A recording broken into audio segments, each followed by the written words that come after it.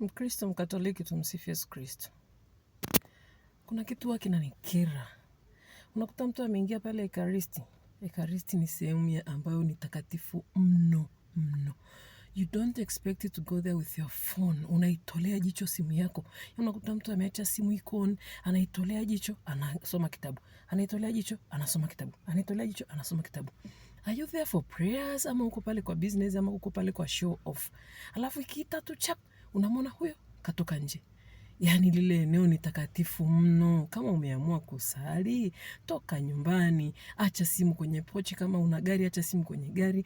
Kama una pochi, toa kabisa mlio ya mazima kabisa, weka kwenye pochi. Nenda pale kwa lengo moja la kuomba unachotaka kuomba, and then you will see what Jesus of Eucharist is capable of.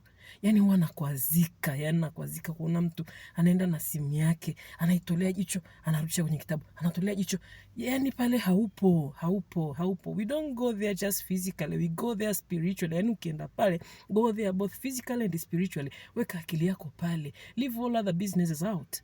Yani nenda pale kasali, yani nenda pale kwa moyo mmoja. Hata pale kwenye kroto ya Bikira Maria mtu anaenda hapo, unaona simu imetarara, ameshuka zile ngazi, anaenda kupokea simu, anarudi. Are you praying?